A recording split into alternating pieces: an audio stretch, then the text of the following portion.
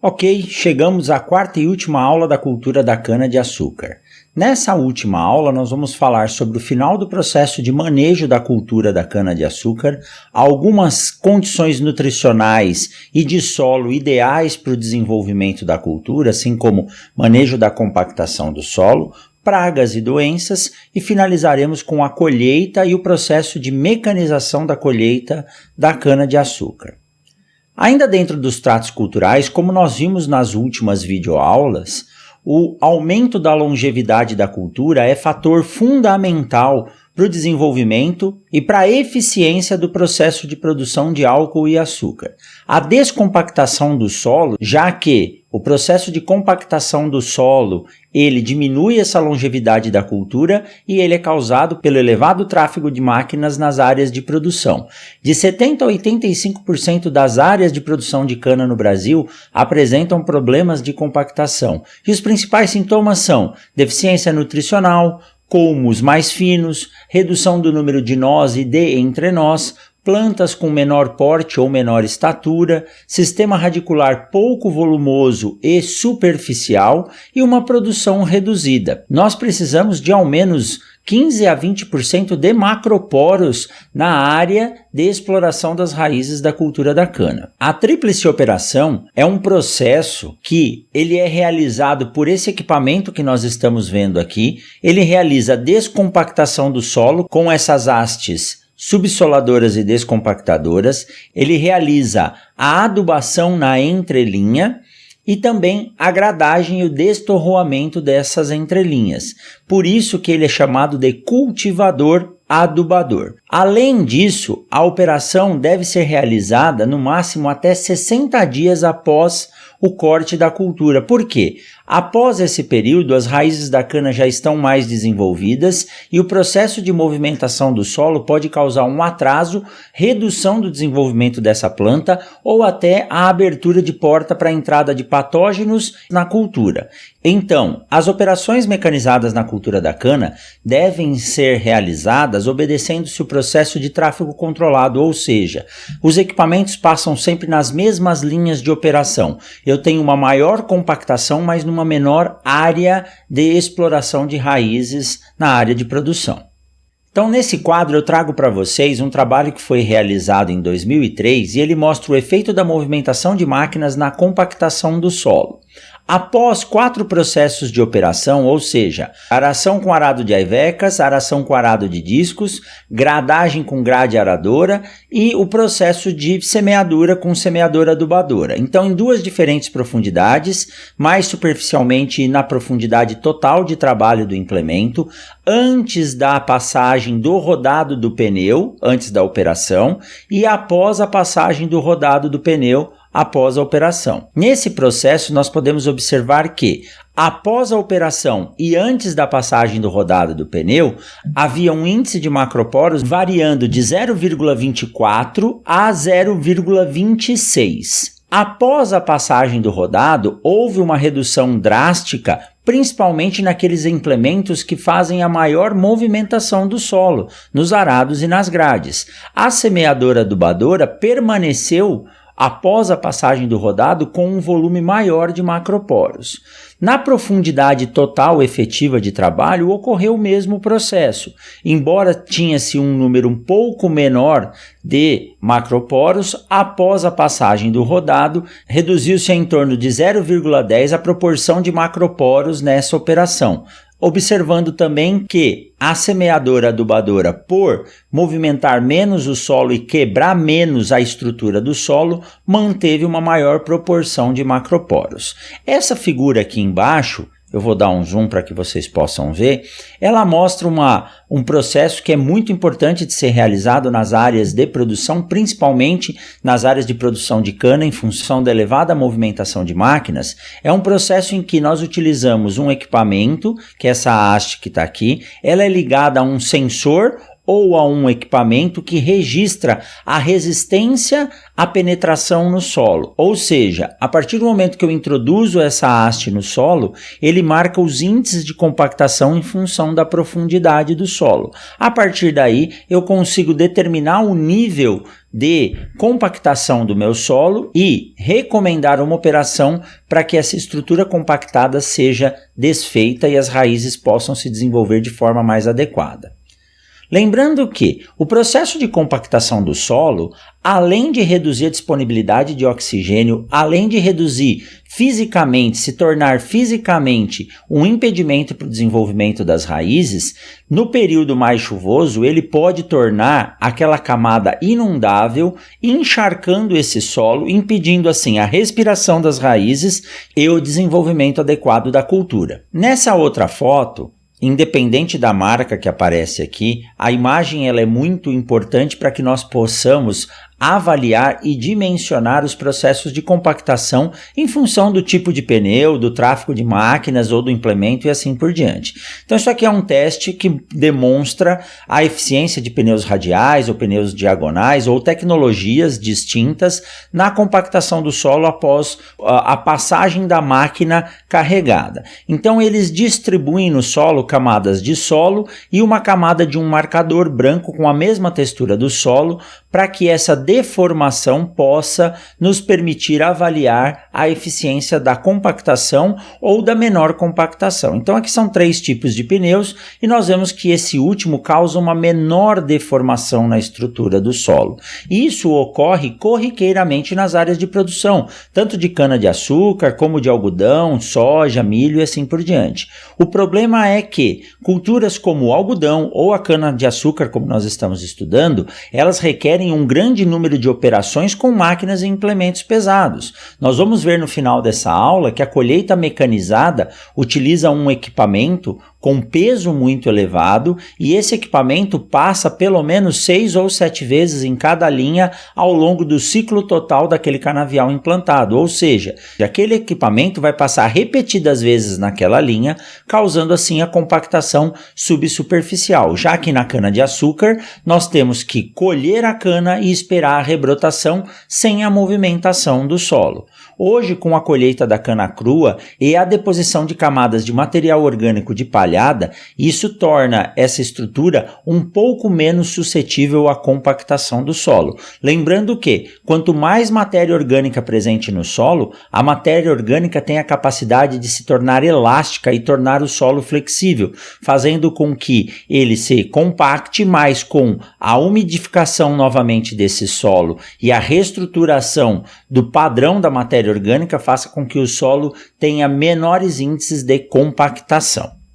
Aqui nós temos uma outra imagem que mostra a estrutura do solo compactada tanto por pé de grade, ou pé de arado, como pela movimentação de máquinas. Então nós temos camadas que estão compactadas mais superficialmente, outras mais profundamente, mas nós temos a área efetiva de ocupação das raízes da planta mais compactada, ou seja, aqui não haverá desenvolvimento de cultura, aqui não haverá desenvolvimento de raiz, aqui não há oxigênio disponível e ainda mais, isso aqui irá impedir a movimentação da água na subsuperfície do solo, causando o encharcamento e a redução do desenvolvimento da cultura.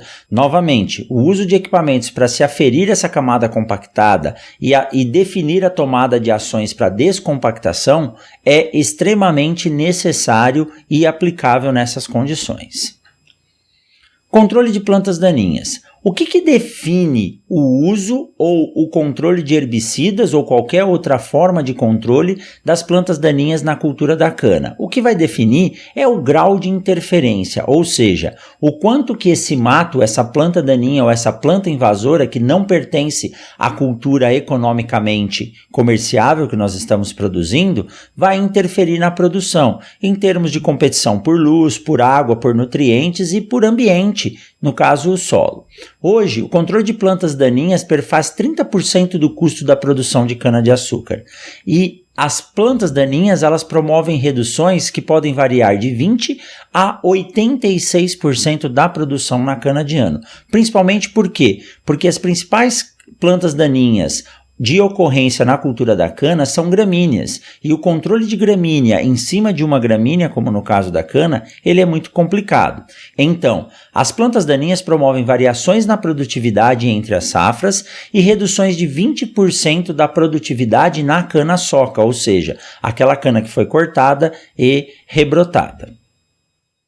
Como que nós definimos o grau de interferência dessas plantas daninhas na cultura da cana? Em primeiro lugar, em função da espécie infestante. Como eu disse anteriormente, espécies de plantas daninhas que correspondem ao mesmo padrão das espécies, ou seja, da mesma espécie da cultura principal, no caso da cana-de-açúcar, são de mais difícil controle e são mais drásticas nos processos de competição. A população existente da planta daninha, ou seja, o nível de infestação, o estágio de desenvolvimento da planta daninha e também da cultura, a época do ano de ocorrência dessa planta daninha, o espaçamento e a densidade de plantio da cultura principal, a variedade de cana e a fertilidade do solo.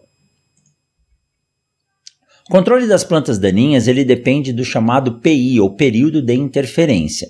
Então, os fatores que nós temos que levar em consideração são o período total de prevenção à interferência, ou seja, aquele período desde a implantação da cultura até o autocontrole das plantas daninhas, o fechamento da cultura, o período anterior à interferência, o chamado PAI, ou seja, aquele período em que a planta está se desenvolvendo, a planta daninha também está se desenvolvendo, mas não há competição por água, luz e nutrientes entre as duas. O período crítico de prevenção à interferência, esse sim é o período efetivo de controle, ou seja, se eu pegar os 90 dias do período total, menos os 30 dias do período anterior à interferência, esses 60 dias que sobram são os dias ou é o período em que efetivamente eu tenho que controlar essas plantas daninhas, caso contrário haverá redução de produtividade devido à competição. Então há diferenças entre a cana de ano e meio e a cana-soca.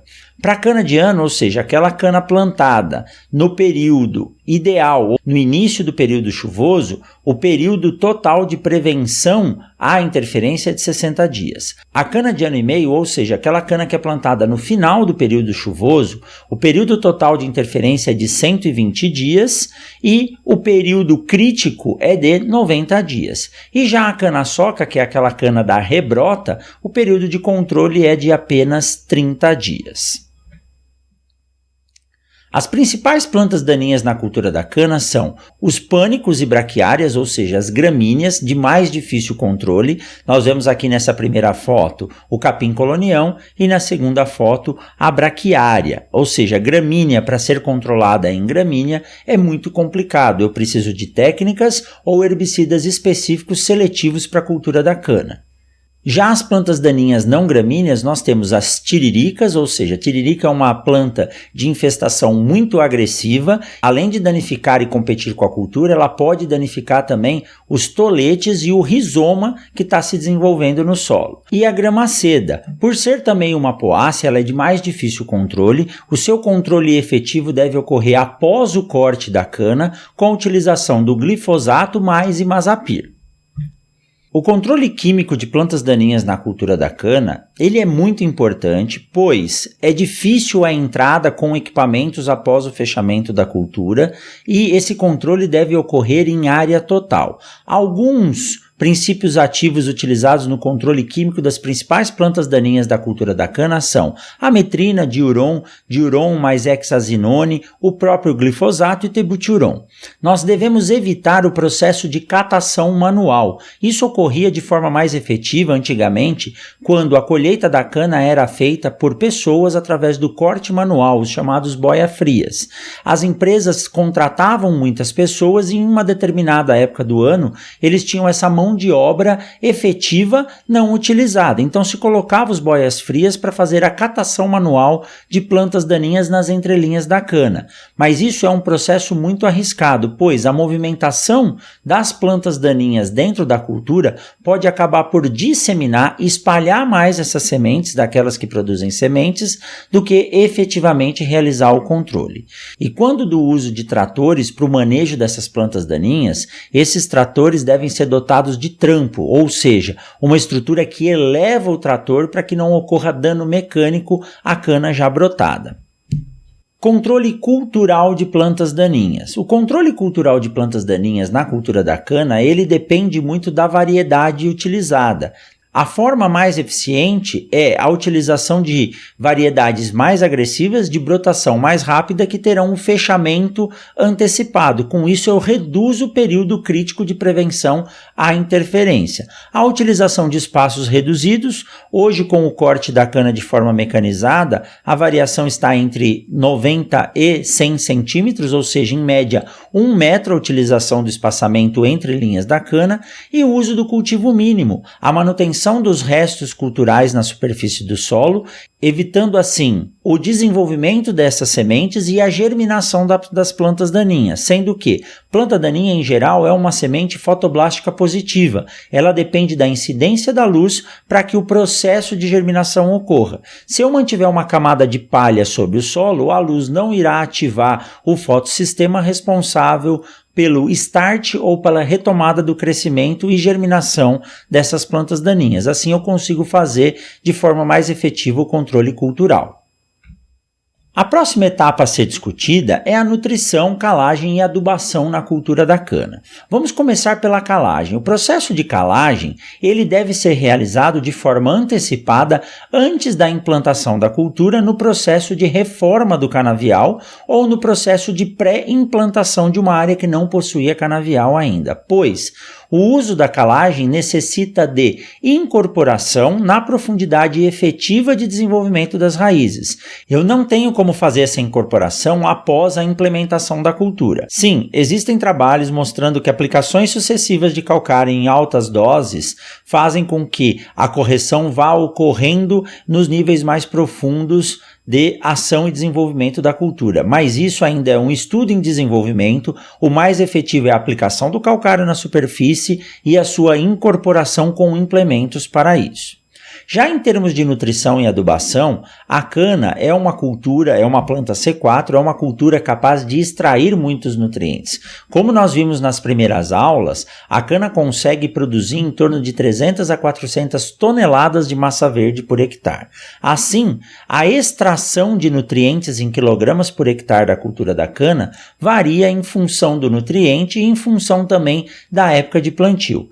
Na cana-planta, ou seja, aquela cana de primeira brotação, há extração de aproximadamente 200 kg de nitrogênio por hectare, 21 kg de fósforo por hectare, 183 kg de potássio, 131 kg de cálcio, 68 kg de magnésio e 50 kg de enxofre. Então, observe que nitrogênio, potássio e cálcio são os nutrientes mais demandados pela cultura. Já na cana-soca, aquela cana de rebrota, ela extrai um pouco menos de nitrogênio, em torno de 146 kg por hectare, mantém a extração até um pouco maior de fósforo, a extração em torno de 210 kg de potássio, 72 kg de cálcio, 55 kg de magnésio e 44 kg de enxofre.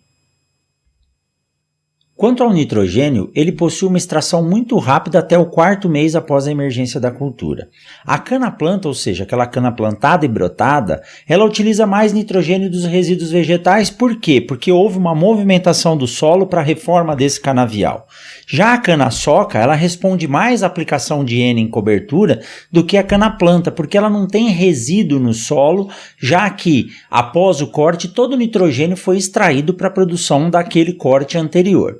Lembrando também que o excesso de N pode provocar redução no armazenamento do açúcar e a planta acaba vegetando mais, ou seja, se eu forçar muito N na cultura da cana, o açúcar invertido pode ocorrer de forma mais rápida, permitindo assim uma menor capacidade um menor período útil de utilização dessa cultura, além de que o maior processo de vegetabilidade faz com que a formação de açúcar e a reserva dessa cultura seja menor. Quanto ao potássio, o potássio é facilmente lixiviado no solo, assim como o nitrogênio. Como nós vimos, ele é o nutriente mais extraído pela planta, ou seja, é o nutriente mais demandado. Ele atua como ativador enzimático no transporte de açúcares e na regulação osmótica, então ele é essencial e fundamental para o acúmulo de sacarose no colmo da cana-de-açúcar. A deficiência de potássio pode aumentar os teores de açúcares redutores, e lembrando que açúcares redutores não são desejáveis na planta, favorecendo também a inversão da sacarose. E por fim, a falta do potássio prejudica a cristalização da calda, ou seja, depois que eu faço o processo de moagem, lavagem, extração do caldo da cana para que o açúcar seja cristalizado, eu preciso inserir micronúcleos de açúcar, ou seja, eu pego o açúcar cristal, acrescento álcool nesse açúcar e bato ele num batedor metálico com bolas, com esferas de metal, até torná-los microgrãos, que serão os núcleos de cristalização. Eu coloco esse núcleo de cristalização numa adorna e esse núcleo vai fazer a cristalização do açúcar para que a gente possa retirar o açúcar cristal para depois refino e consumo. Então, a falta do potássio na planta durante o processo de formação vai prejudicar esse processo de cristalização, reduzindo assim o meu rendimento em termos de produção e cristalização de açúcar. E o fósforo? O fósforo ele é menos extraído, mas ele tem uma boa resposta à adubação, assim como nas outras culturas. O fósforo ele faz parte da estrutura enzimática das plantas e ele atua também na clarificação do caldo. Para que a gente possa ter uma boa resposta e uma boa condição de nutrição do solo, há a necessidade de uma amostragem correta. A amostragem deve ser realizada de 0 a 20 e de 20 a 40 centímetros de profundidade, dependendo da condição até mais profundo. Então aqui nós temos uma foto mostrando um trado e a retirada dessa amostra de solo em profundidade. Então essas marcações no trado são as marcações de 0 a 10, de 10 a 20, de 20 a 40 e assim por diante. Em termos de calagem, a saturação ela deve ser elevada sempre do V% para 60% a 70%. Lembrando que as cargas que ocupam a CTC do solo são o cálcio ocupando em torno de 50% a 65%, ou seja, a maior parte da CTC do solo, o magnésio entre 15% e 20% da CTC, o potássio de 2% a 5% e o hidrogênio mais o alumínio em torno de 10% a 33% dessa CTC. A gessagem ela é recomendada em função dos teores de argila no solo, ela consegue carregar ou carrear cargas na camada arável, lembrando que a gessagem ela não corrige o pH, ela simplesmente fornece cálcio e carrega cargas mais para baixo da camada arável. Uma das vantagens da sustentabilidade da produção de cana-de-açúcar é a reutilização de resíduos agroindustriais. No caso da cana, o processo de fermentação tem um resíduo chamado de vinhaça, que é rico em potássio, e o potássio é um dos nutrientes mais exigidos pela cultura da cana. Assim, a reaplicação na forma de fertirrigação dessa vinhaça nas áreas de produção é uma boa forma de fornecer potássio para a cultura. A torta de filtro também é rica em matéria orgânica e fósforo, e o processo de adubação verde, ou seja, para fixação de nitrogênio através da fixação biológica com o uso de crotalária e do guandu. Também há a possibilidade hoje, nas reformas de canavial, da utilização da soja, do milho ou de outras culturas de interesse agronômico que contribuirão para a estruturação do solo, fornecimento de nitrogênio e reativação da fauna microbiana desse solo.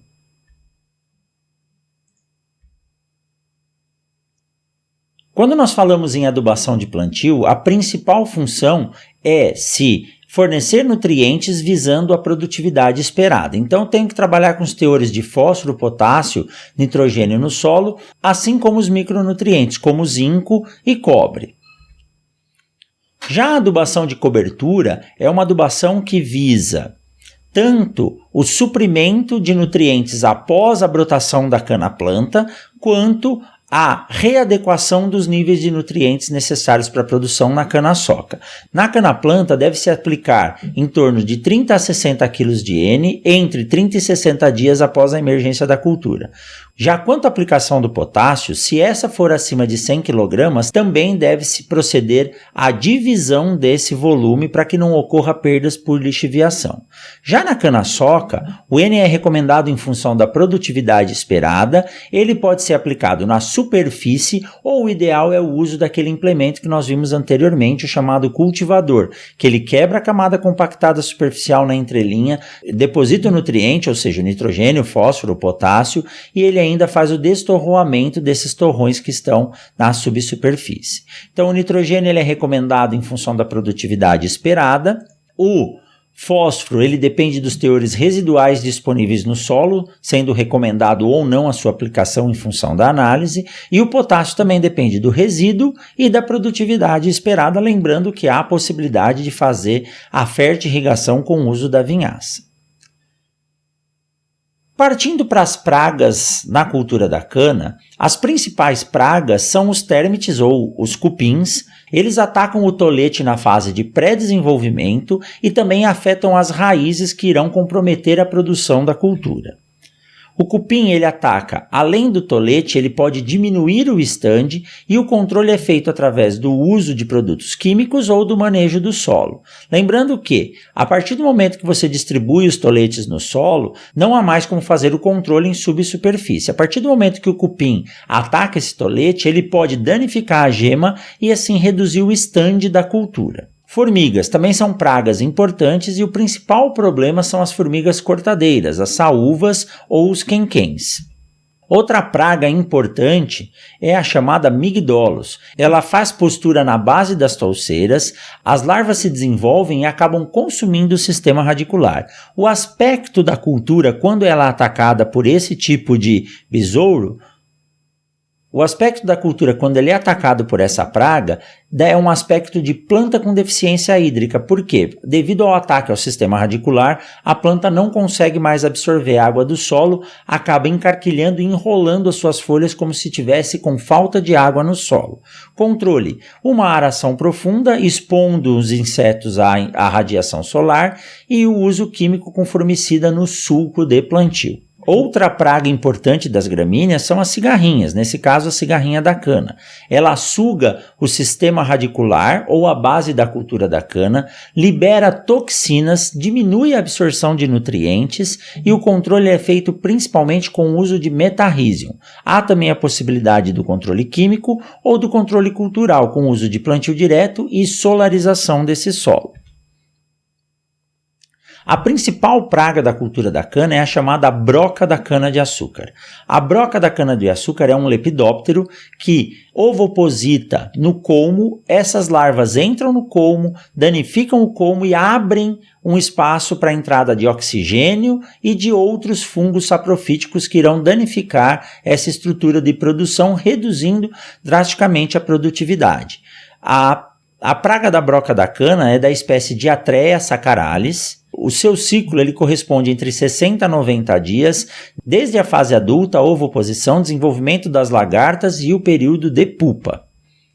A sequência de desenvolvimento dessa praga na cultura da cana é a ovoposição no interior das folhas, as larvas caminham até a base da folha, fazem um orifício no colmo, caminham por dentro do colmo, consumindo essa estrutura, como nós estamos vendo por aqui. O oxigênio que entra ele é responsável por oxidar esse açúcar, ou seja, esse açúcar oxidado não mais conseguirá ser transformado em açúcar para consumo, e com isso nós temos uma redução drástica da produção. Quanto ao controle da broca da cana-de-açúcar, o principal controle aplicado hoje é o controle biológico com o uso de microvespas, nesse caso a Cotesia flavips, utilizando em torno de 6.000 vespas por hectare. Essa vespa ela é seletiva, ela consegue localizar a lagarta, ou seja, ela busca e ovoposita especificamente a Diatreia sacaralis. Ela ovopositando dentro da lagarta, os seus ovos irão consumir a lagarta por dentro, inativando ela, e assim ela para de consumir e de se reproduzir.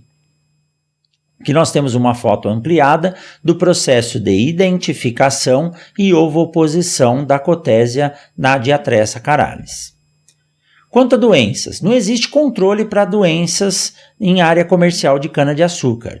O sucesso ou o efetivo processo é o controle de pré-plantio. Portanto, todos os toletes devem ser resistentes ou tratados para evitar a disseminação de doenças. Lembrando que a cultura da cana ela é uma cultura que ela é multiplicada através de clones. Se em um determinado momento a doença adentrar a cultura, não haverá forma efetiva de controle curativo, apenas o controle preventivo. E esse controle preventivo ele deve ser feito através do uso de resistência varietal, do tratamento térmico desses toletes, o uso de hogging de forma paliativa e os viveiros de produção de mudas com mudas sadias.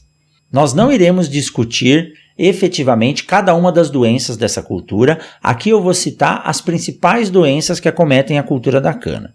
O mosaico, que é um vírus, a escaldadura das folhas, que é uma bactéria, as chamadas estrias avermelhadas, que também são bactérias, raquitismo da soqueira, o carvão das folhas, que é um fungo, a ferrugem, que ataca as folhas, também um fungo, mancha parda, também fungo, podridão abacaxi, também fungo, fusariose e podridão vermelha, que também são fungos que reduzem a área foliar. Nessa prancha nós temos algumas fotos que mostram as principais doenças. Aqui nós vemos o carvão da cana-de-açúcar, depois nós temos os sintomas da ferrugem, os sintomas da mancha parda e das podridões vermelhas. Por fim, o processo de colheita. A colheita da cana-de-açúcar ela depende muito de uma logística muito bem pensada para que o processamento industrial possa ocorrer de forma adequada. A decisão de se queimar ou não a cana para colher, hoje ela é dada por lei. É proibido a queima das folhas para a colheita da cana-de-açúcar, assim o processo de colheita mecanizada ele toma mais de 90% de toda a cana colhida no nosso país. A utilização da palhada para fins de geração de energia da própria usina, tornando assim autossuficiente nesse quesito, além da utilização do bagaço da cana, tanto para queima quanto para a utilização de ração animal para animais em confinamento. Aqui eu tenho algumas fotos que mostram como era realizado o processo da queima da cana. Por que se queimava a cana? Como essa colheita era feita de forma manual, o boia fria ele tinha que adentrar nas linhas de cana para poder efetivar o corte e formar as leiras. A cana tem uma estrutura na folha, como nós já vimos, chamada de jossal, que são pelos urticantes que causam uma coceira e dificultam muito a colheita manual, além de, principalmente, espantar animais peçonhentos, como cobras e escorpiões. Aqui nós vemos através de uma foto aérea o processo de queima da cana-de-açúcar e aqui nós vemos os boias frias trabalhando. Então, sim, era um processo extremamente insalubre. O corte manual da cana-de-açúcar chegava a causar a morte de boias frias por cãibra. Então, aqui nós temos uma foto do fotógrafo Oswaldo Rivas, da agência Reuters, e o tema dessa reportagem era o corte manual da cana. Cãibras nas mãos podem levar até a morte dos boias frias. Então aqui nós temos um outro processo que era o perigo do corte, o perigo da lesão com os facões utilizados para se cortar e transportar a cana. Mesmo com o uso de perneiras e botas, esses facões eles eram muito afiados, causando lesões e impedindo assim a continuidade do trabalho desses profissionais. Era um trabalho altamente insalubre. Esses profissionais tiveram a capacidade de se profissionalizar e atuam hoje na colheita mecanizada, na operação das máquinas, dos transbordos e no processo industrial de produção. Então, o boia fria foi substituído por este equipamento. Esse equipamento é uma colhedora mecanizada de cana. Veja que é um equipamento pesado, por isso que ele causa sim a compactação, mas ele faz o processo de separação e individualização da linha, corte da parte superior para evitar aquela estrutura isoporizada ou o meristema que vai reabsorver a água, ele corta na base, ele tira a palha e ele descarrega os toletes prontamente disponíveis para a extração do açúcar. Então aqui uma vista lateral da máquina em funcionamento, então aqui o corte sendo realizado na base, nós não vemos colmos na parte superficial, há o corte dessa parte meristemática isoporizada, e a partir daí o carregamento com o uso de transbordos. O corte da cana sem o processo de queima gera esse tipo de produto que é dificilmente trabalhado e para o boia fria, para quem vai realizar o corte, o rendimento ele é muito baixo. Por isso, então, hoje nós temos o processo de colheita mecanizada da cana-de-açúcar, o que proporcionou, além de melhor condições de trabalho para os operadores da indústria de álcool e açúcar, proporcionou também melhorias nos rendimentos e na qualidade dos produtos colhidos. Então aqui eu tenho um vídeo que nós trouxemos do YouTube que mostra o funcionamento da colhedora, a extração da palha, liberação dos toletes e o transbordo fazendo o carregamento para a indústria.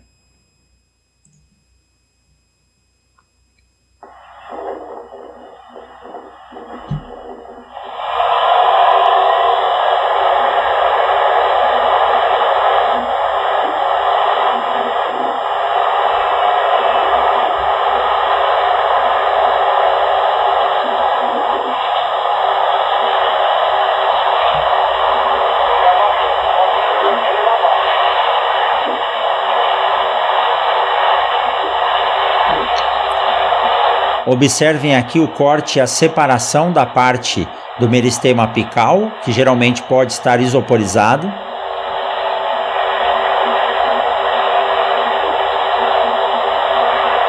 O corte sendo realizado bem próximo à base da planta e aqui o carregamento.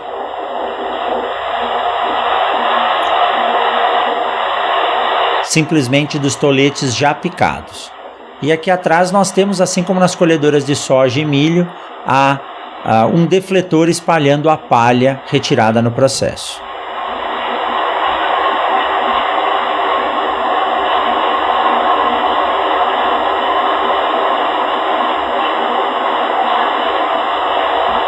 Alguma palha que sobre ainda aqui no carregamento, ela é soprada por esse ventilador no processo final aqui de deposição.